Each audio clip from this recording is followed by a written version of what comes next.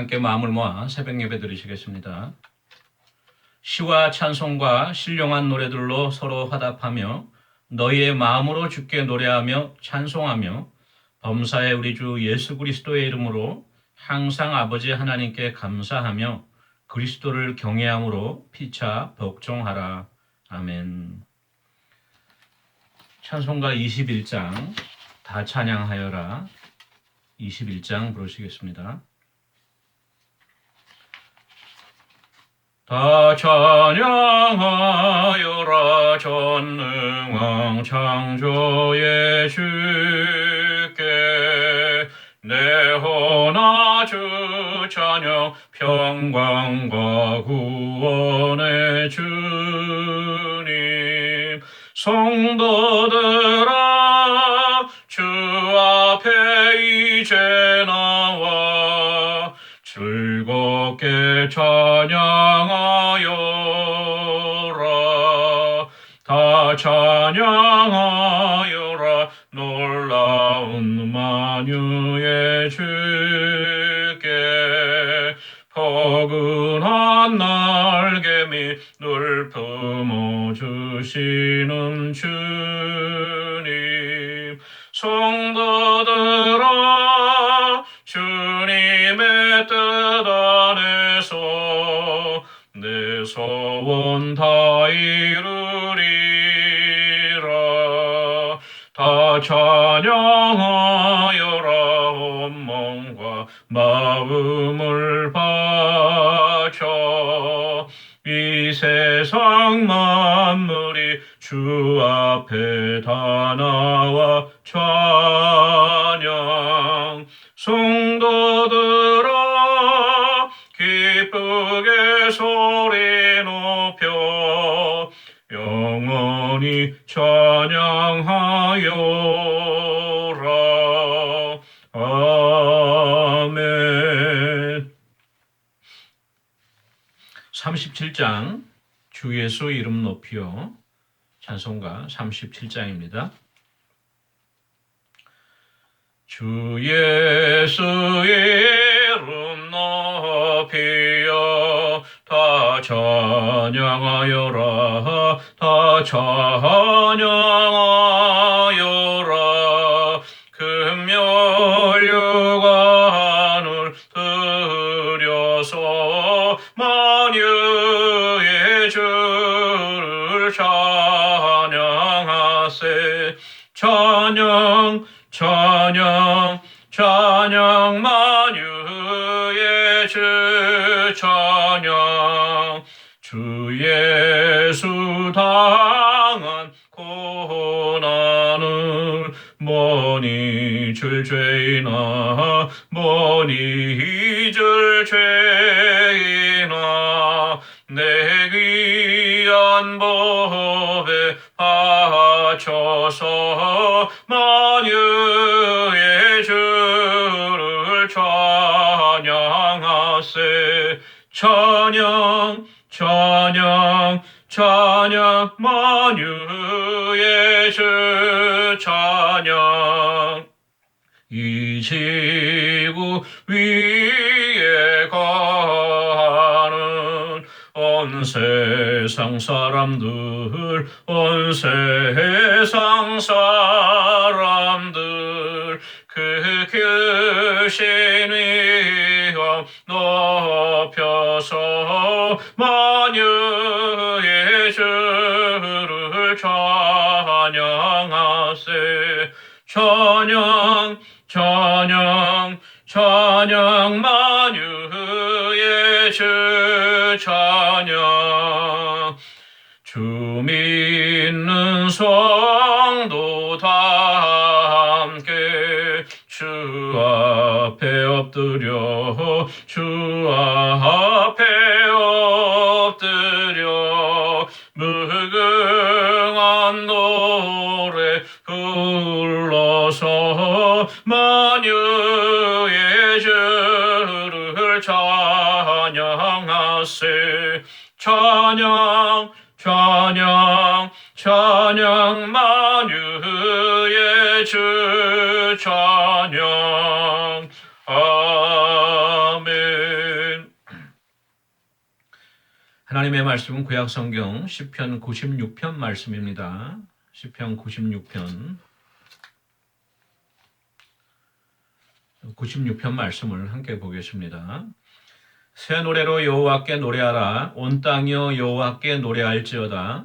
여호와께 노래하여 그의 이름을 송축하며 그의 구원을 날마다 전파할지어다. 그의 영광을 백성들 가운데에 그의 기이한 행적을 만민 가운데 선포할지어다.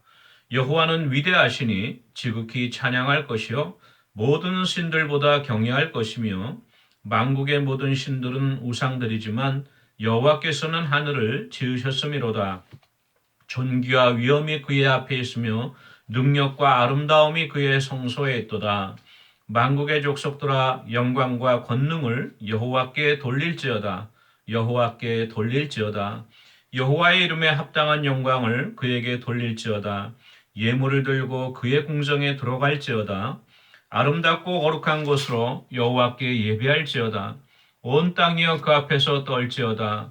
모든 나라 가운데서 이르기를 여호와께서 다스리시니 세계가 굳게 서고 흔들리지 않으리라. 그가 만민을 공평하게 심판하시리라 할지로다.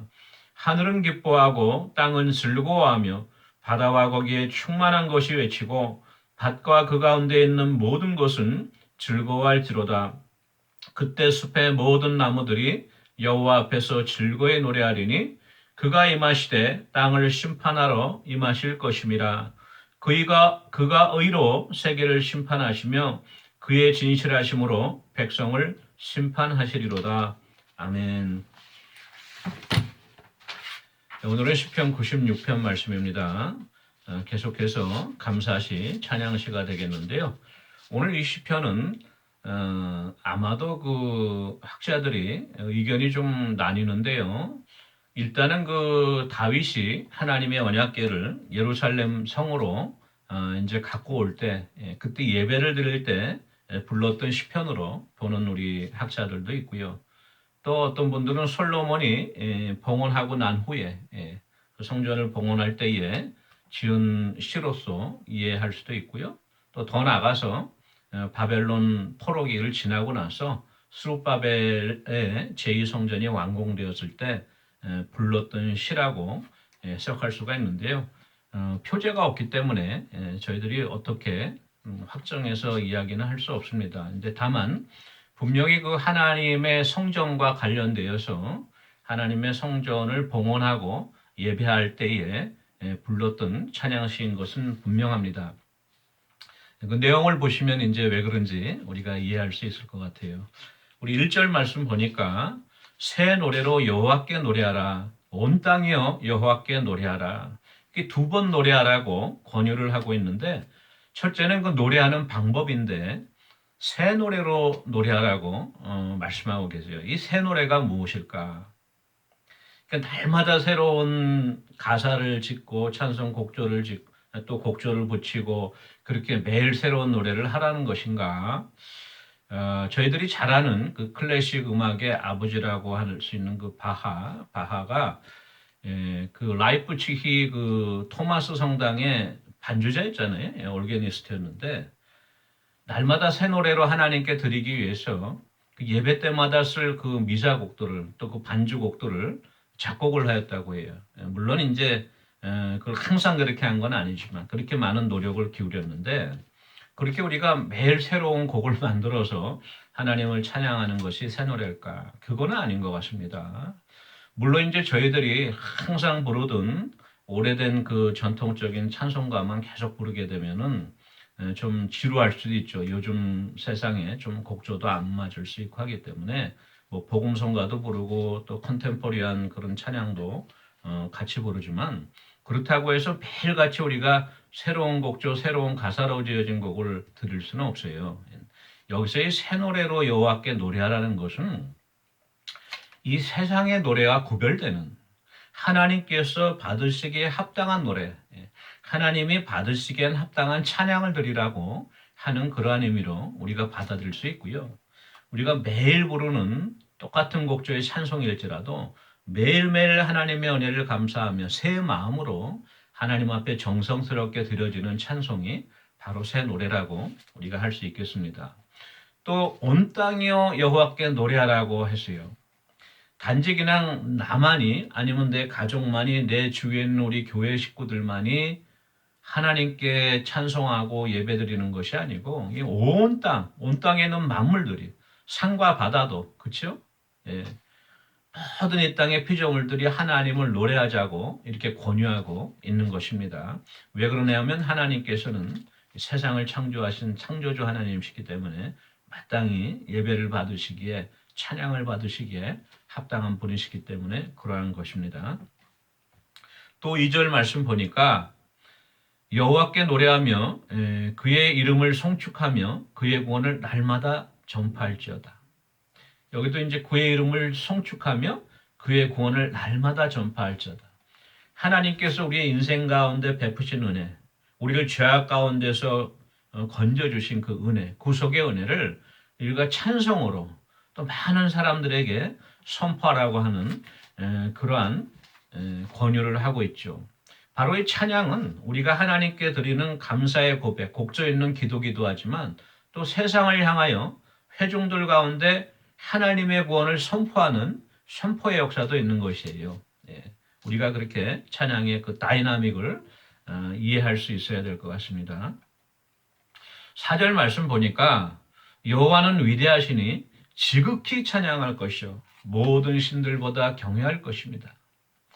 여기선 그 부사를 또 덧붙였어요. 하나님을 찬양할 때 그냥 찬양하는 것이 아니고 지극히 가장 인간이 할 수 있는 최선의 것으로 인간의 최선의 언어로 인간이 지을 수 있는 최선의 멜로디로 하나님 앞에 찬양 드리라고 공고하고 있습니다.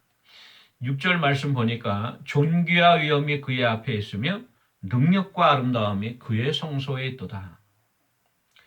6절 말씀 보니까 저는 이 6절 말씀을 볼 때는 이 시편도 아마 다윗이 지은 것이 아닌가 그런 생각이 드는데요. 왜 그러나 하면요. 우리가 잘 알고 있는 다윗의 시편 27편 4절에 이런 말씀이 있어요. 내가 여호와께 바라는 한 가지 일 그것을 구하리니 곧 내가 내 평생에 여호와의 집에 살면서 여호와의 아름다움을 바라보며 그의 성전에서 사모하는 그것이라. 다윗은 하나님이 많은 부귀영화를 허락하셨고 또 백향목궁에서 편안하게 살 수 있었지만도 다윗이 바라는 한 가지가 있다 그랬어요. 그 소원이 뭐냐 하면은 내 평생에 여호와의 집에 살면서 여호와의 아름다움을 바라보면서 그의 성전에서 사모하는 것이다. 이렇게 고백했는데요. 오늘 96편 6절에도 능력과 아름다움이 그의 성소에 있도다. 또 존귀와 위엄이 하나님 앞에 그 여호와 앞에 따르고 능력과 아름다움이 성소에 있도다. 이렇게 고백하고 있어요. 얼마나 하나님의 전에서 하나님을 예배하는 것이 기뻤는지 그 아름다움을 경험한 사람이 아니면 이렇게 고백을 할 수가 있는 것이죠. 할 수 없는 것이죠. 저희들이 흔히 이제 습관적으로 예배를 드릴 경우가 많습니다. 그렇지만도 때때로는 우리가 하나님의 성령이 예배 가운데 임하고 하나님의 그 기름 부으심이 예배 가운데 임할 때 우리가 생각하고 상상한 것 이상으로 우리 가운데 영혼의 감격이 있고 영혼의 위로와 소망이 넘치고 그 예배의 아름다움, 하나님 임재의 거룩함을 우리가 체험할 경우가 있어요. 매주가 그렇게 되면 얼마나 좋겠어요. 그러니까 우리가 매주 예배를 위해서 기도해야겠지만 그렇지만도 특별한 그러한 경우가 있는데 그거를 사모하는 거예요. 그 하나님의 성소에서 그 예배 가운데 임하는 하나님의 아름다움을 사모하고 그것이 평생의 다윗의 소원이고 저와 여러분의 소원이 되어야 될 줄 믿습니다. 8절 말씀 보니까 여호와의 이름에 합당한 영광을 그에게 돌릴지어다. 하나님의 이름에 합당한 영광이라 그랬어요. 그냥 막연한 영광이 아니고 하나님의 이름에 합당한 영광을 하나님께 돌려드려라 이렇게 말씀하고 있는데요. 이사야 42장 8절에 하나님께서 이렇게 말씀하고 계세요. 나는 여호와이니 이는 내 이름이라. 나는 내 영광을 다른 자에게 내 찬송을 우상에게 주지 아니하리라. 우리가 하나님 전능하신 하나님 앞에 드리는 예배는 영광은 이 세상의 무엇과도, 다른 어떤 우상과도, 이 세상의 어떤 물질과도, 아니면 나의 가족들마저도 이 세상의 어떤 것으로도 대체할 수 없는 절대적인 하나님, 전지전능하신 하나님께 드리는 그 영광입니다. 거기에 합당한 우리가 예배를 드려야 된다는 것이에요. 계속해서 8절 후반절에는 예물을 들고 그의 궁정에 들어갈지어다. 이게 하나님의 이름에 합당한 영광을 우리가 돌려드리라고 하니까 그냥 빈손 들고 갈 수가 없는 거예요. 우리가 이 세상에 역사를 통해서 알 수가 있지만 많은 이 세상에 황제들이 있었잖아요. 동서고금을 막론하고 그 황제들을 아련하기 위해서 각 지역에 있는 왕들이, 군주들이, 봉건 영주들이 그 황제를 아련하러 갈 때는 기랑 가지 않죠. 자기 영지에서, 자기 나라에서 가장 좋은 특산품으로, 가장 귀한 선물로 예비하여서 만나러 가지 않습니까? 하물며 이 천지 만물을 창조하신 창조주 하나님께 우리가 예배할 때에 그냥 우리가 빈손 들고 갈 수가 없죠. 하다못해 우리 친구를 오래간만에 방문하더라도 배 한 박스라도 이거 사갖고 가지 않습니까? 하물며 좀 높은 지에 있는 사람들을 우리가 만날 기회가 있다 그러면 어떤 선물로 이 사람을 기쁘게 할까 많이 연구하고 고민할 거예요. 예. 마찬가지입니다. 우리가 하나님 앞에 예배할 때에도 하나님의 영광에, 이름의 영광에 합당한 영광을 돌려야 되고 예물로서 하나님께 드려야 되는 것이 오늘 이 시편에서 가르쳐주고 있는 것이죠. 9절 말씀에 아름답고 거룩한 곳으로 여호와께 예배할지어다. 아름답고 거룩한 곳으로 여호와께 예배할지어다. 왜냐하면 성소에서 하나님의 아름다움을, 하나님의 거룩함을 우리가 사모한다고 하지 않습니까? 그러니까 마찬가지로 우리 스스로도 아름답고 거룩한 곳으로 하나님을 예배드려야 되는 것이에요. 그게 이제 합당한 예배가 되는데 여기서 이제 거룩한 곳이라고 하는 것을 다른 번역본에서는 이제 거룩한 의복이라고 번역되어진 부분이 있어요. 그러니까 예복을 갖추고 하나님께 나가라는 것인데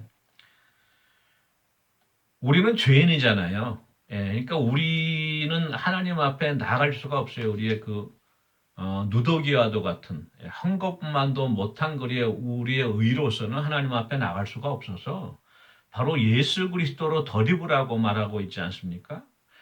그 하나님의 예수 그리스도로 우리가 덧입혀질 때에 우리의 주홍빛 같고 진홍빛 같은 모든 죄가 가려워지고 세마포화도 같은 흰 옷으로 우리를 덮어주시는 예수 그리스도의 은혜, 구속의 은혜로서 하나님 앞에 성소에 들어갈 수 있다고 히브리서에서 말씀하고 있는데요. 바로 그러니까 우리가 예수를 통해서 하나님 앞에 예배할 수 있는 것이고요.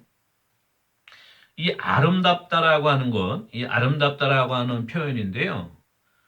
이 아름다운 것은 바로 예수님이 이 세상에 가장 아름다우신 분이에요. 예수의 이름이 가장 아름답습니다. 예. 그래서 바로 우리가 하나님 앞에 예배한다고 하는 것은 어떻게 우리가 아름답고 거룩한 곳으로 나갈 수 있는가? 예수 그리스도를 힘입어서 나갈 수 있다는 것을 우리가 또 깨달아야 할 것입니다. 예, 10절 말씀에 모든 나라 가운데서 이르기를 여호와께서 다스리시니 세계가 굳게 서고 흔들리지 않으리라. 그가 만민을 공평하게 심판하시리라. 또 마지막 13절에도요. 그가 임하시되 하나님께서 이 땅 가운데 이제 임하실 때 땅을 심판하러 임하실 것입니다. 이건 이제 언제 이루어지죠? 우리 예수님께서 다시 재림하실 때 그때 이제 성취될 것인데 그가 의로 세계를 심판하시며 그의 진실하심으로 백성을 심판하시리로다. 만민을 공평하게 심판하시고 선악간에 상급을 주실 분은 하나님 한 분뿐이 없어요. 이 세상에 많은 법체계가 있고 또 발달한 고등급 법조문이 있다고 할지라도 오늘날 우리가 보지 않습니까? 얼마나 이 재판관들도 편벽대에 행하고 뇌물을 받고 부조리하게 재판하고 거짓을 덮어주고 진실을 드러내지 않고 얼마나 이게 비일비재해요. 그 인간의 한계입니다. 죄인된 우리들의 한계예요. 그렇지만도 이 모든 것을 이 세상의 법정에서는 덮고 넘어갈 수 있어요. 그렇지만도 마지막 심판 때에는 그 모든 것이 하나님 앞에 그대로 드러날 것이고 우리 입으로 직구하리라고 말씀하셨어요. 언제까지 덮여지는 죄악은 없습니다. 언제까지 덮여지는 거짓은 없습니다. 그 공의로우신 하나님께서 마지막 날에 심판하실 것이기 때문에 그로 말미암아 하나님이 선악간에 심판하실 때 공평하게 판단하실 때 비로소 온 세상이 피조물들도 회복이 되고 하나님의 나라가 이 땅 가운데 실현되는 것이죠. 그러한 소망 가운데 다시 오실 메시아를 기다리는 그러한 어떤 메시아 대망에 우리가 실어도 이 96편을 우리가 이해할 수 있죠. 11절, 12절 말씀 보니까 하늘은 기뻐하고 땅은 즐거워하며 바다와 거기에 충만한 것이 외치고 밭과 그 가운데 있는 모든 것은 즐거워할지로다. 그때 숲의 모든 나무들이 여호와 앞에서 즐거이 노래하니니. 사도 바울이요 로마서 8장에서 피조물들도 고대하는 바 탄식하면서 하나님의 아들들이 나타나기를 기다린다 그랬죠. 왜 그러냐면요. 아담과 하와의 범죄 이후로 하나님이 아름답게 창조하신 이 세상도 저주를 받아서 피조물들도 같이 고통당하고 있어요. 오늘날 아직도 이 세상에 곳곳에 얼마나 아름다운 비경이 많습니까? 뭐 죽기 전에 꼭 가봐야 될 뭐 100가지고 뭐 1000가지고 이런 책들도 있는데 아무리 아름답고 하다고요. 캐나다 로키산맥이 아름답고 뭐 어떤 아프리카의 어느 지역이 아름답고 유럽의 경치가 알프스가 아름다울지라도 그것은 이미 노아 홍수 이후로 하나님의 심판 가운데 타락되어진 그 땅들이에요. 그럼에도 우리의 눈으로 보기에 그렇게 아름다운데 그 죄와 심판을 당하기 전에 하나님이 창조하신 그 온전하신 세계는 얼마나 아름답겠어요. 그 하나님의 나라가 다시 우리 가운데 임하실 것인데 그렇게 되니까 하늘이 기뻐하고 땅이 즐거워하고 바다와 거기에 충만한 것들이 외치고 밭과 그 가운데 있는 모든 것이 즐거워하는 그러한 역사가 올 것인데 언제? 이제 마지막 때 주님이 이 땅 가운데 다시 통치하시러 오실 때 이루어진다는 것이죠. 우리가 이러한 소망이 있기 때문에 우리의 믿음이 흔들리지 않고 어떠한 상황에서도 하나님을 찬양하고 하나님께 예배할 수 있는 것이죠. 마지막으로 정리합니다. 우리가 흔히 예배 보러 간다고 하는 표현을 많이 해요. 특히 이제 한국에서 어디 가세요? 예배 보러 갑니다. 주일날 그런 경우가 많았죠. 근데 사실 이 예배 보러 간다는 것은 우리가 예배를 어떤 그 예배가 드려지는 광경을 우리가 제3자 관객의 입장에서 바라본다는 뜻이에요. 오늘 찬양팀이 찬양을 어떻게 잘 준비했나, 목사님 말씀을 은혜롭게 준비했나, 봉사자들이 따뜻하게 나를 맞아주는가, 예배 장식은 잘 됐는가. 그러니까 우리가 보러 가는 거죠. 그건 예배를 보러 가는데 물론 보일 수밖에 없죠. 우리의 눈으로 들어오는 광경들은. 그렇지만도 사실은 우리가 예배를 드리러 가는 거예요. 예배를 하나님 앞에 드리는데 무엇을 드리죠? 우리의 정성을 다하고 우리의 뜻을 다하고 우리의 찬양을 드리고 그렇죠? 우리의 감사를 드리고 예물을 드리고 예배를 드리러 가는 표현이 맞습니다. 근데 오늘은 너무나도 미디어 시대가 되니까 예배를 보는 시대가 됐어요. 유튜브로 보고 뭐 인터넷으로 보고 웹사이트를 보고 보는 시대가 됐는데 그게 아닙니다. 우리가 예배를 드리는 것이에요. 그래서 오늘 말씀대로 하나님의 이름에 합당한 영광을 돌려드리고 하나님 앞에 전심으로 지극히 찬양할 그러한 은혜가 예배의 은혜가 찬양의 은혜가 저와 여러분에게 함께하기를 원합니다. 우리 같이 기도하시겠습니다. 우리 이번 주일도 하나님 은혜 가운데 예배 가운데 큰 은혜를 허락해 주시고 예배 가운데 우리가 하나님의 거룩함과 아름다움을 경험하는 예배 되게 해달라고 우리 말씀 전가하시는 목사님 위해서 성령 충만케 해달라고 기도해 주시고요. 우리 예배를 도우시는 모든 손길들 위해 성긴 가운데 하나님의 일호와 돌보시는 역사가 있기를 위해서 우리 같이 기도하기 원합니다. 기도하시겠습니다. 사랑해 주시는 은혜를 감사합니다. 아버지 또한 이번 주일 예배를 위하여 하나님 앞에 기도합니다. 오늘 시편의 말씀대로 하나님의 이름에 합당한 영광을 돌려드리는 예배되게 하시고 우리가 예배 가운데 임재하신 하나님의 거룩하심과 아름다움을 경험하는 귀한 예배 시간 되어줄 수 있도록 주님 성령님께서 붙잡아 주시옵소서. 아버지 우리 목사님 아버지 영육간에 강건케 하시고 성령으로 기름 부으시어 말씀 가운데 하나님의 능력이 아버지 우리들의 심령 가운데 전달되어지는 귀한 말씀 연에도 더하여 주시옵소서. 또한 예배를 도우는 손길들 주님 기억하여 주셔서 어떠한 손길들 보이지 않는 곳에서 준비할지라도 성경 가운데 기쁨이 있게 하시고 위로가 있게 하시고 하나님 은혜가 충만케 하여 주시옵소서. 감사드리고 예수님의 이름으로 기도합니다. 아멘.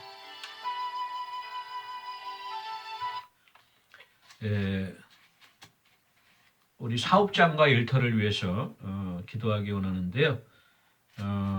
우리 성도님들 올 한 해도 하나님 은혜 가운데 지금까지 인도해 주셨는데 지금도 경제적으로 힘들고 어려운 가정들이 많을 줄 압니다. 하나님께서 가정마다 돌보아 주시고 일터와 사업장마다 형통의 복을 더해 주셔서 넉넉히 이기고 또 그 은혜가 흘러넘칠 수 있는 그러한 은혜가 있기를 위해서 우리 같이 기도해 주시고요. 오늘은 또 마지막으로 우리 대한민국을 위해서 좀 같이 기도하기 원합니다. 지금 한국이 경제적으로 많은 위기고 정치적으로도 위기인데 아주 시한폭탄 같아요. 저희들이 위해서 두꺼운 곡을 위해서 기도해야겠습니다. 우리 같이 기도하겠습니다.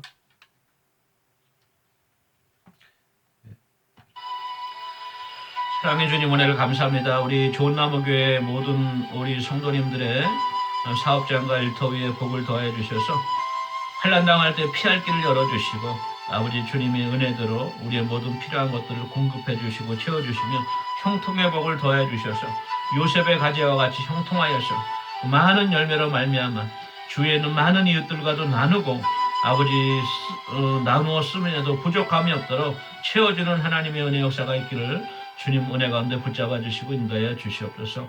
우리 대한민국을 위하여 기도합니다. 하나님 은혜 가운데 사랑하는 고국을 주님 붙잡아 주시고 정치적 경제적으로 또 많은 군사적으로 위기가 있습니다. 하나님 은혜 가운데 붙잡아 주시고 무엇보다도 하나님의 백성들 택하신 교회가 먼저 깨어 하나님 말씀 앞으로 돌이키고 다시금 하나님 앞에 정직하고 하나님 앞에 거짓이 없이 행하며 거룩하게 행하며 아버지 그 땅 가운데 소금과 빛의 역할을 감당하여 무너진 모든 것들이 질서가 더더욱이 회복되어지는 귀한 은혜가 있게 하시고 하나님 경제적인 위기 가운데 큰 어려움 당하지 않도록 진노 중이라도 긍휼을 잃지 않으신 하나님의 은혜로 붙잡아 주시고 인도해 주시옵소서. 감사드리고 예수님의 이름으로 기도합니다. 아멘. 사랑해 주님 은혜를 감사합니다. 오늘 시편 96편의 말씀과 같이 하나님 이름에 합당한 영광을 돌려드리고 우리가 지극히 높으신 하나님을 찬양하며 예배 가운데 성소 가운데 하나님의 아름다움을 경험하고 체험하는 귀한 예배 은혜가 있기를 원합니다. 성령님 우리 가운데 역사하여 주시옵소서. 감사드리고 예수님의 이름으로 기도합니다. 아멘. 오늘도 복된 하루 되시기 바랍니다. 개인 기도하시겠습니다.